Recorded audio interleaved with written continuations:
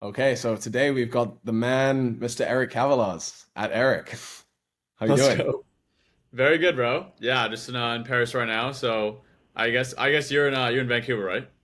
Yes, sir. We're back in Vancouver. Back in Van. Okay. Braden's somewhere in the middle of Midwest, bro. Yeah, Mid- there's nothing up here. still haven't figured out where he is on a map, but I'm sure we will one day.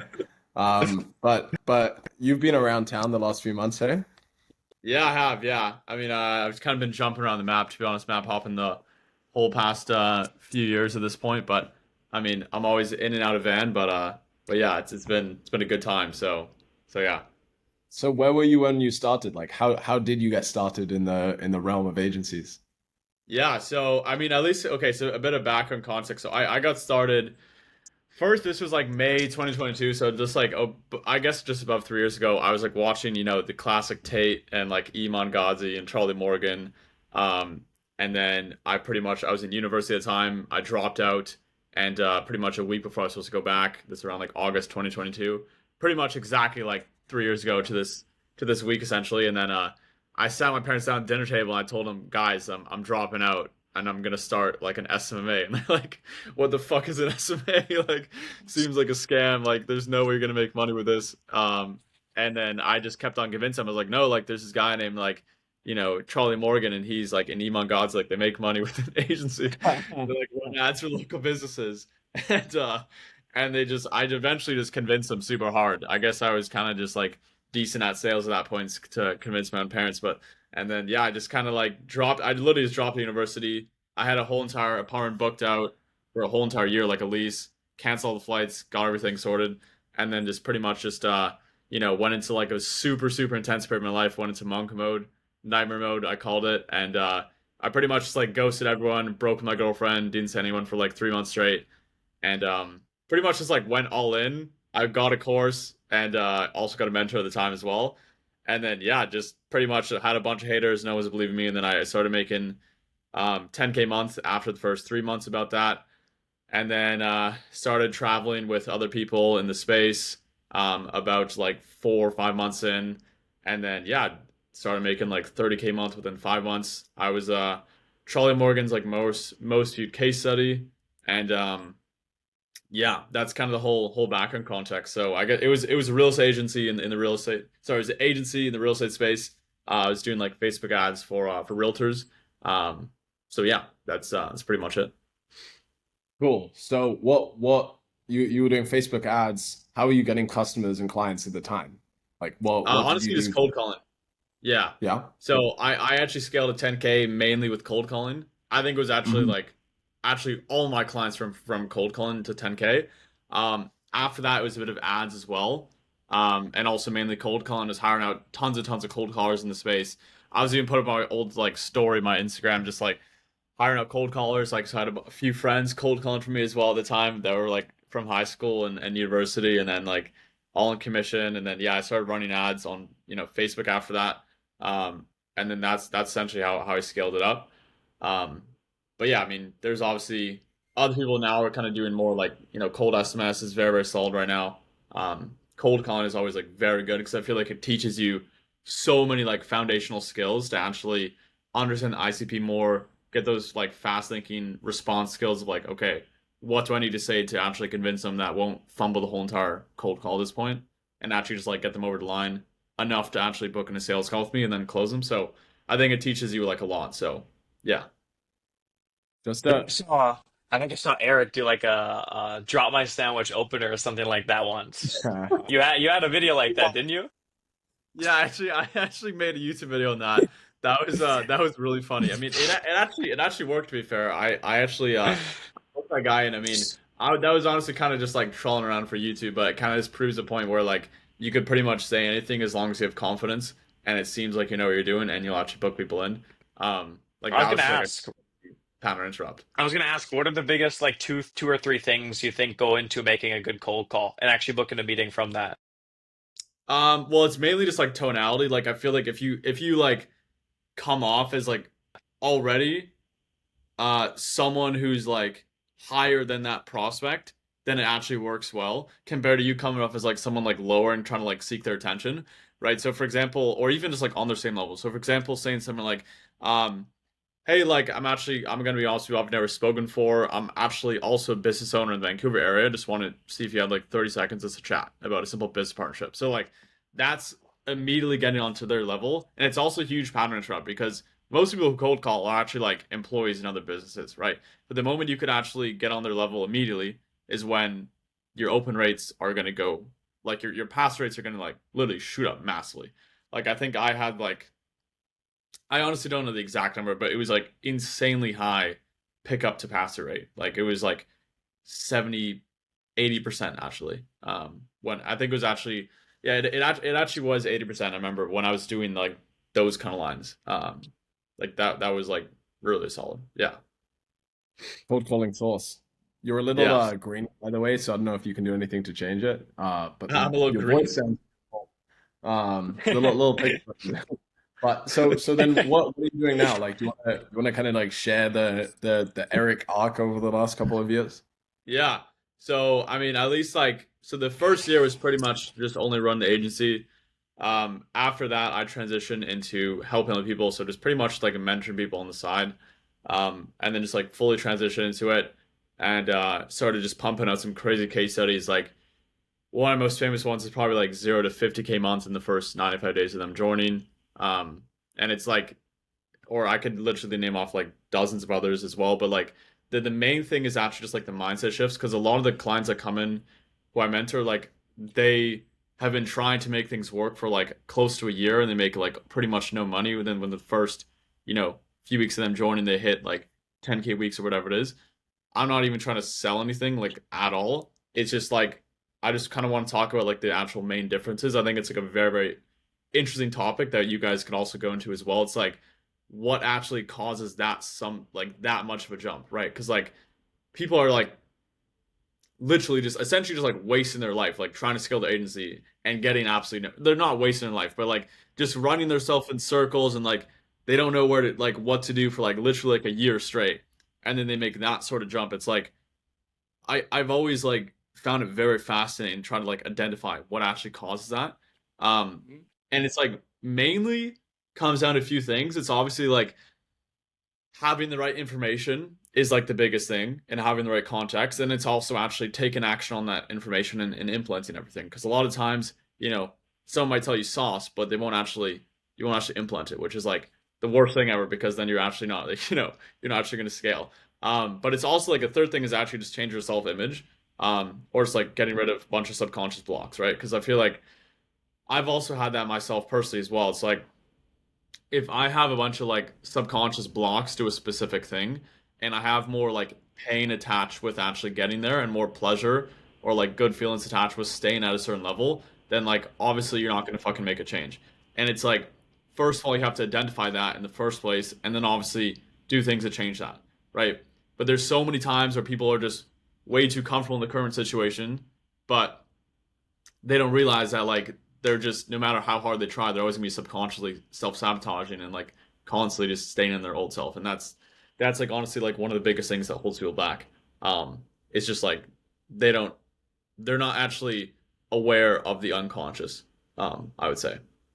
Yeah. What's an example of that you experienced yourself where you had subconscious blocks, you then identified them and then experienced a bunch of growth? Yeah, I mean like one like very, very simple example is like outsourcing um I would probably say outsourcing service delivery is like one of the Yeah. biggest things because the issue is like okay if anyone has any sort of attachment more than the first few clients to actually doing service delivery, if there's tons of like work and like painful things in your mind, right, you could obviously frame it this is okay if you actually enjoy service delivery, but if someone hates service delivery they're subconsciously going to self-sabotage because if they try to sign a bunch of clients, there's so much pain associated with doing that service delivery, especially especially if you're past a certain level of money, where the more money that you make, your life doesn't change, right? Let's just say after like 30K a month, your life doesn't really change, to be honest. Um, but you have more pain associated with doing extra work, even though your life is still the exact same if you make extra money. It's like that's when you're not going to scale, right? So that what you have to do is essentially start to outsource specific tasks that you don't like, or reframing in your mind that you actually do like it and it's actually putting you towards your goals, right? That's like one of the biggest things that I did personally. Um, and it seems kind of like obvious, but it's like people won't actually like really consciously realize they're unconscious. And I think that's like honestly one of the biggest issues when it comes to scaling. And like every single time I've reframed some of my mind or like got rid of subconscious blocks, like I've always like just jumped to the next level. So yeah. Oh What yeah. I know you're pretty big on mindset as well. What are some things you have to say about that? Like, how does someone improve their mindset in the entire thing? Well, I think honestly, like a very, very good thing is just actually this actually got taught by my one of my mentors at the time, but like essentially you have to do an exercise where you have to write your current situation. Let's just say someone's at 10K month, and then you also have to write down on a Miro board like literally 10K and then the road to 50K, right? And you have to ask yourself, okay, if I make 50K tomorrow, what's like what are some like bad things that's gonna happen, right? And if you have anything negative associated with that goal, you're just not gonna get there, right? So for example, one of the things is like service delivery, or you might think you're not going to have spend enough time with your family, or you're going to have too many clients to deal with, or there's just going to be way too much stress, whatever it is, that is going to just completely fuck you up. So the best way to do it is first do this exercise by identifying them in the first place, and then obviously do exercises or just change specific things in the business that will prevent that and kind of change that situation from happening in the first place, right? So one way to actually change subconscious is obviously using subliminals. This is like a very, very solid thing that I think everyone should actually do because subliminals are pretty much like subconscious messages or like affirmations that the conscious mind can actually pick up on. It like can't, but the subconscious does. So let's just say, you're playing these constantly and like repeated affirmations where you just straight to subconscious of like, I'm at 50K a month. I love my life. I'm very grateful for everything. I'm incredibly good at service delivery. I have no stress or no negative feelings attached with proceeding to my goals, right? The more you kind of just repeat these kind of things, like you're just going to essentially just like free flow to them. And that's kind of why I feel like I've been very like fast with specific things. It's just because I kind of identify the blocks and then just get to them. Yeah. Oh yeah. Yeah. So what does it look like now for you to do that with a mentee? And on Yeah. top of that, what are the biggest blocks that you see, like just generally for people that you teach? Well, I would say probably one of the biggest blocks is like they don't know how to do service delivery or like they think that they're going to be really shit at it. Um, Yeah. and that's like probably one of the biggest blocks. And it's honestly kind of hard, right? Because then it's like, okay, like don't spend all this time on service delivery because the fastest way to learn service delivery is to actually sign clients and then have so much urgency where you just need to figure it out or just like have like one of the coaches in the program like help you out. So that's probably the biggest one.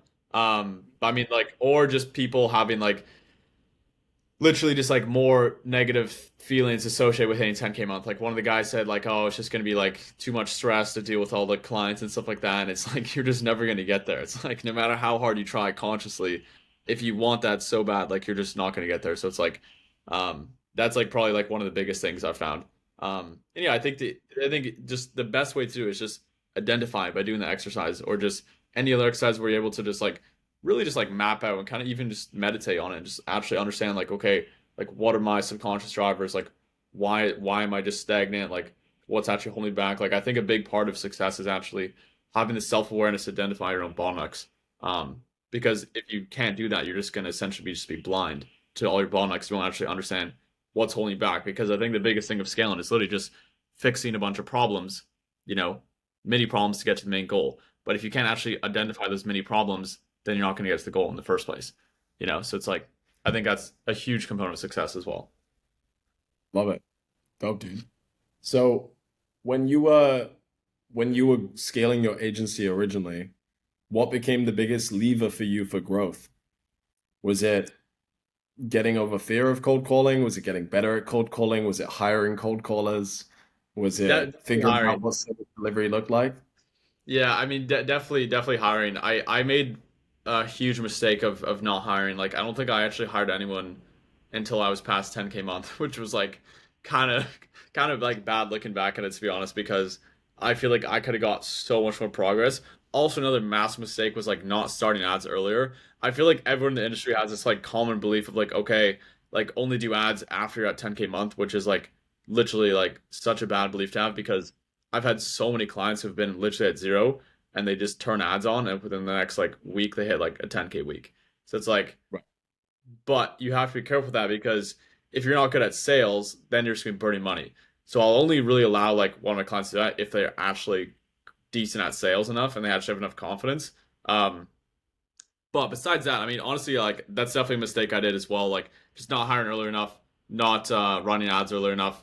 Like one of the biggest levers I pulled was just hiring people, right? Because I realized that like I was just literally like a high paid employee essentially because I was doing every single thing in the business, and there was so many different moving parts. It was so like all over the place, and I just couldn't really, scale that faster until I actually hired people. Like I remember I was actually so scared to hire someone, a cold caller, because I was gonna pay them like 50, I think it was like $50 a day.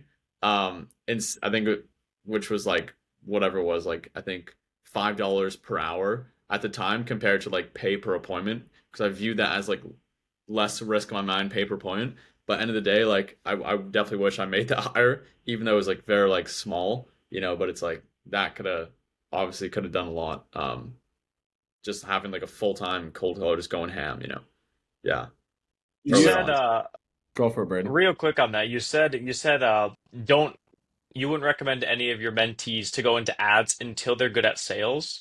What would you recommend to them to get better at sales to then go into ads? Like Yeah. one of three things. Well, I mean, I would probably say you need to record. Okay, that's also a massive mistake I did as well, was not recording my own sales calls, right? Because I didn't actually, that was like the biggest fuck up, to be honest, is I didn't actually understand why I was so bad at sales. Like, I was actually so shit at sales. Like, I remember just not closing clients for like 30 sales calls in a row at some periods, which was like so bad. Um, and I think I was just like super nervous and kind of just like not confident to be honest. But I mean, honestly, like I would say like the best way to get good at sales is definitely just like get a sales coach or like a mentor or like a sales coach from the program, whatever it is. And also have other people review your own calls, but also have the self awareness enough to actually, review your own calls and understand where you actually fucked up on. Um, and if your energy's off at a specific point, or like if you're not saying the specific right thing, or if you just come off as nervous, or they could tell that you're reading the script, or whatever it is, because there's so many moments in a sales call where you could have optimized it to be like 20% better at a specific thing you said, which could have determined the whole entire sale. So it's like that's like one of the biggest things I would say as well. Also, just like peer review, go into watch other people's sales calls, have other people review your own sales calls. Like that's super important as well. Also like follow a very good script as well. AI is like insane out here nowadays. It can literally combine like Alex Hormozi scripts, like Charlie Morgan, Iman's, like just everyone in the industry, and then just combine it. Put in even just given like your ICP docs, your offer docs, um, just like more context about your niche or your offer, and then just combine all this context and scripts together, put it into Google Gemini, Claude, ChatGPT, whatever it is, and then it will just essentially pump out the most optimized script ever for, your actual sales calls, right? And then you could honestly split test this against other scripts or whatever it is, but like that gets a bit more advanced, but like I think that's just like a perfect starting example, just like literally just like feed it your ICP, your offer, all the context about it, like every single thing that the ICP, thinks about, hears about, what they sound, like what they say, like just everything, and just feed that to AI, and then that's going to be perfect. Yeah. And one of What? the biggest things with sales, real quick, Zach, then I'll let you get into it, is literally just like recording sales calls and tracking stats. And nobody Yeah. does those. Those are like the simplest things. But as long as you do those, you can improve anything. So, Yeah. Yeah. Tracking is so important. That's actually one thing I fucked up on as well, was like just not tracking, like not tracking hard enough. Just I didn't realize what was driving specific things in the business. And it's like you're literally just so blind if you don't track. And that's like one of the biggest things I tell all my clients to do now is like just track like every single number. Just like trust me. I know it's super annoying, but like you just like gotta do it. So that on that topic, A, tracking is something that we end up talking about a ton because it's so true. It makes the game, it makes it like a game. It makes it like Yeah, such an easy thing to improve when you actually know what you need to improve itself. yeah, And ironically, it also seems very painful for people to get over initially, is the concept of tracking. Maybe it's the building of the habit itself, or just simply not wanting to know. Like yeah, that's one of the forms of self-sabotage that people kind of yeah. implement. But I'm curious for you, um, there's a two-part question. Where are you trying to scale to now? Like what's next on the horizon for you? And then what's the biggest subconscious block that you have that you're Wow. working on Okay. breaking? That's actually a very good question, to be honest. So I would say at least like where we're trying to scale to now, we are trying to hit like 1 million a month in like the next, let's just say like half year kind of thing.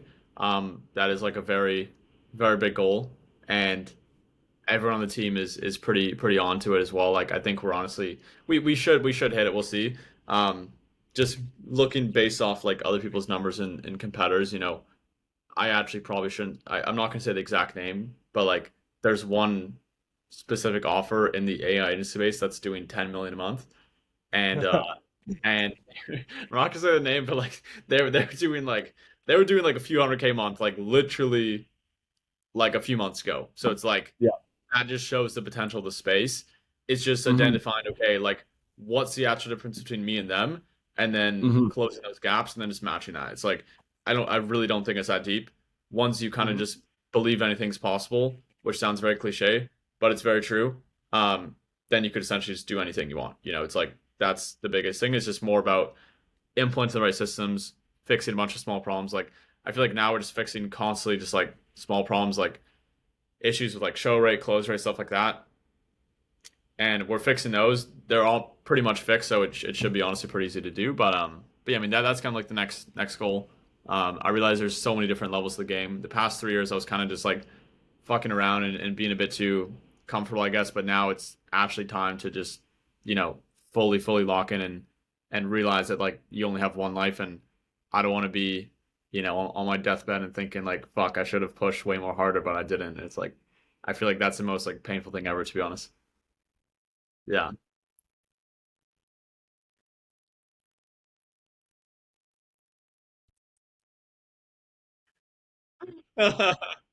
Yeah, I guess so. Yeah, I mean, I'm actually being hypnotized recently. It actually helps out a ton. So that's one thing I that I've been think doing. was it Ibrahim, I think, Yeah, yeah, that yeah, hypnotized Abraham. you, right? Yeah. Yeah. I met him in Cape Town. Super nice guy. Oh, nice. Okay. Yeah, he's a G. Like he's actually like one of my best friends right now, and yeah, like very very good guy. He does like crazy stuff. Like he actually just signed like a billionaire client, which is super cool. So he's gonna help him with that a lot. But I mean, anyways, like yeah, like that's definitely one thing is also being hypnotized as well. Like helps out a ton with removing subconscious blocks as well. Like it's actually insane. Like he literally hypnotized me, and I literally like couldn't even remember my limiting beliefs that I knew I had. Like they just fully just went away. And I actually like it was tripping me out because I literally couldn't even like recall them. Like he makes you kind of like forget things that should be forgotten. Um, so that's one very important thing. But I'm just trying to think of like my subconscious blocks right now. Like I would honestly say,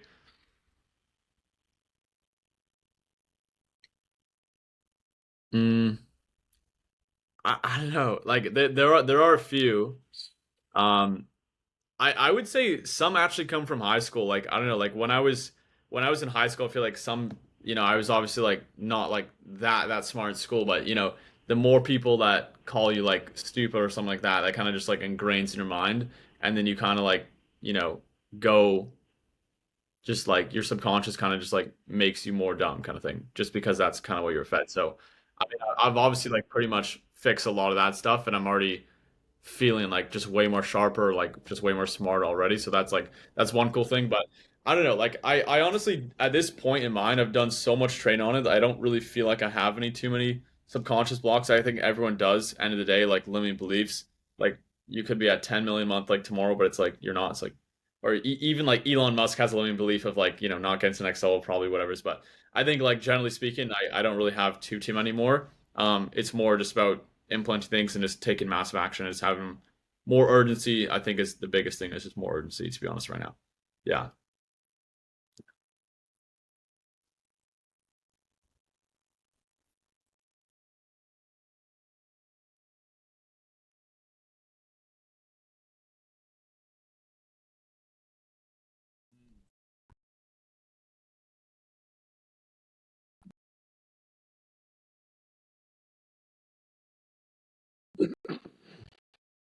Yeah.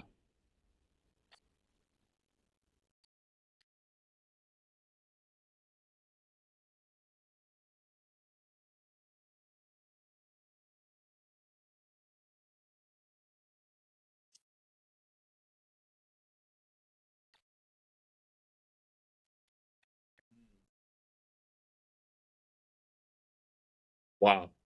Like, why was the what was like the delay? Like, what do you know why he kind of put it off?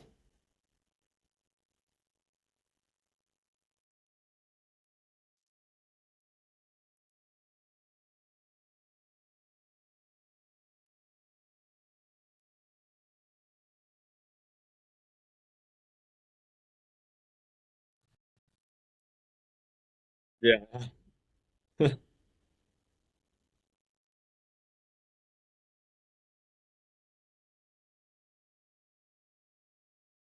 Wow. Very interesting.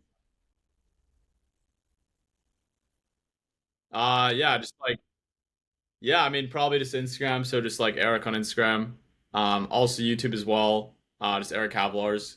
You guys will check me out there. But yeah, that's honestly it. I'm not really on Twitter, to be honest. It's kind of just Instagram and YouTube. So yeah, gonna get a ton of more vlogs coming out on YouTube as well. You guys will see the Monaco one and Maldives very soon. So that'd be good. Yeah. Yeah. Great Yeah, of having course. you. Thanks for yeah, thanks for having me. I'll see you in Vancouver.